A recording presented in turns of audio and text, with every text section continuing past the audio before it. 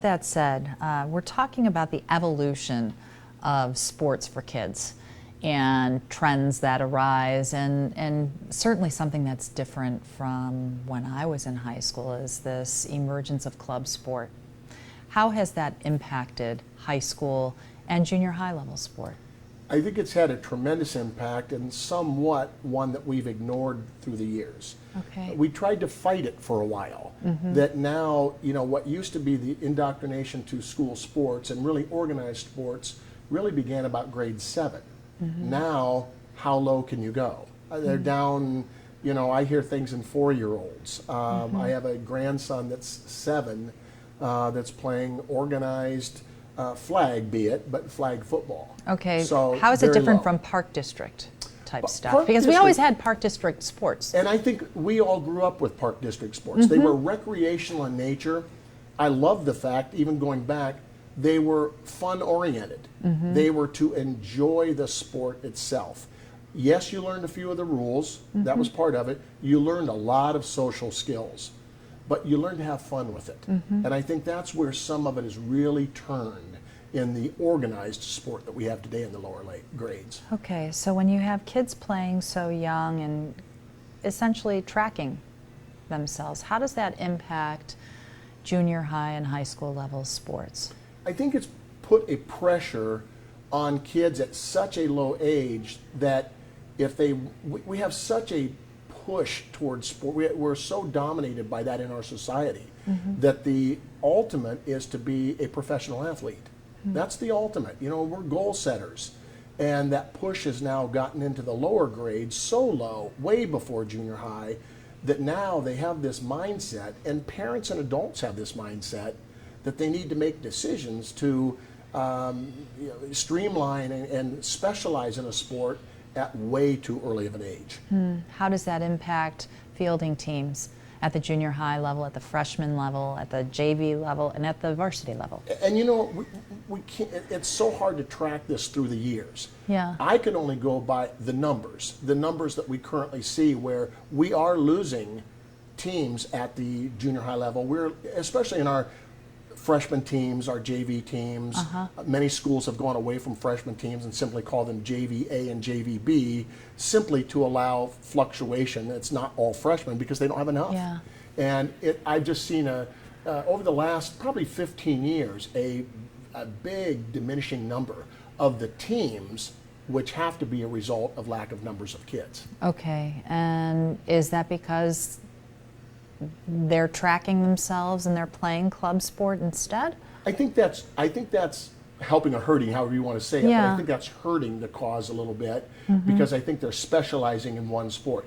The other aspect of that, and I think we're really starting to look at that more, many of those kids are just going to other things and Like not what? necessarily sitting on the couch. Lacrosse, huge growing sport in the nation.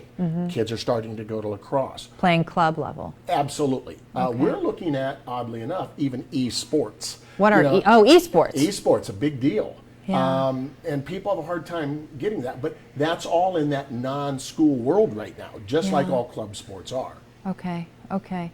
Do you know of kids who've decided I'm going to have a better shot at a scholarship if I play club versus high school level sport? I know many. You know many? I know many. Okay. And so they've chosen? oh yes. In fact, yesterday, the day before we're shooting this, I received an information from a school athletic director at the junior high level who was going out of her element a little bit to try to convince a young lady to not specialize in one sport in the junior high. And somebody has convinced them that they're going to be a great basketball player, and it's a club sport person telling them that, and give up that other one. They're a 7th grader, and there's just no point in it. Yeah, what are they giving up if they walk away from high school or junior high level sports? One of the best examples I like to use of that is there's a young man at Lexington High School in north central Ohio who is a big recruit at Ohio State. Cade Stover is his name. Great athlete. And so many players today are giving up, they're graduating early so they can be part of spring ball at the collegiate level. His comment, He plays basketball, he plays baseball. He said, I am not doing that. I love high school. I love the experience. I love the fans, the student involvement. I'm staying here for my duration. I think there are so many social aspects that they gain from, that multiple sport activity that they'll miss out on. That, so translate that into the club world. And I would like to say this too. We saw through, and I know that the involvement with professional soccer now in the Cincinnati area, that's been a long time in Columbus. And we saw the advent of the academies, pulling kids from the high school and not letting them play high school. Not letting them play? Not letting them. How do they, I mean, it's a free country. It is. And I'm challenged by that a little bit too. The promise, I guess, of, playing in the MLS, playing on the Olympics teams. Yeah. But they do. If you want to be involved in their particular academies, and I'm not saying FC Cincinnati is doing that or anybody. I know that they did that in the Columbus area, and it really, really fell on hard times. And many of those kids are now going back to playing high school sports as a result of that. Okay. In terms of one thing that I spoke with these gentlemen about is that here at Loveland, there is a very healthy high school sports environment. It's a large school. They work at the marketing of it. They have great boosters. Is that the story at every high school? It is not. And Okay. I know for those here at Loveland, that's a challenge every day for them too. I think that's a challenge for our administrators and our coaches to see beyond the lines on a court, to see beyond the lines on a field. They have to look at involvement in other things. They have to look at, how they're getting their kids involved in community events, what they're doing in the off season to make it enjoyable. So I don't believe even here it just happens.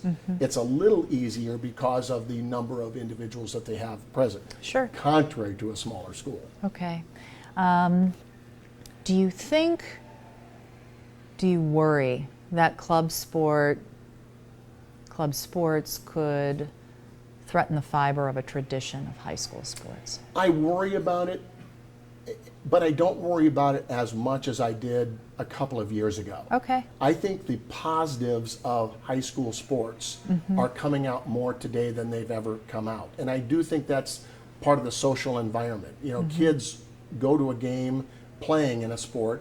They love the student crowds. They love the involvement that their friends have, even if they're not on the court or field with them. And I think those kinds of things that we're really starting to see the Lovelands and people like that capitalize on, making an event a fun event for everybody. And I think that's where it's starting to come back a little bit more. I still worry about the clubs that are telling their kids to specialize because they're doing choose such a them disservice. only. Yes. I think they're doing such a disservice to those kids. Why are they telling them to choose them only? And you've heard this happen, so what's the why behind that? And I need to be very clear when I say this. Yeah. I'm not targeting any one club. Right. Big money. Big, huge money. Okay. The amount of money that is being paid to play in almost every club sport, which totally differentiates itself from recreational sports. But the amount of money that a family is paying, let alone the weekend tournaments, let alone the stayovers in a hotel, the money is unbelievable. And I think because of that, there are many clubs that exist, for lack of a better term, calling them clubs, associations, organizations, that have bottom lines that are unbelievable. And I only know that from some of them that have been put up for sale, and the asking price for some of them is astronomical. Like what? In the millions. In the millions. And then I know of a basketball organization, I don't know what it sold for, but I know the asking price for it a few years ago was $3.2 million. Wow. So they need kids to fuel that. They do. Okay. And they need kids to not run the risk of injury playing for a different organization. That's exactly right. And there are good clubs. There are very well organized clubs, and they serve a purpose for some. But there are so many, and they're unmonitored. And I think that's one of the biggest challenges that exists out there, where our schools, our coaches, even our athletes are very monitored for safety, number one. And I think every school will tell you that safety is number one. Our coaches have training, unbelievable amount of training, every single one of them. I don't know if that's guaranteed in the club world.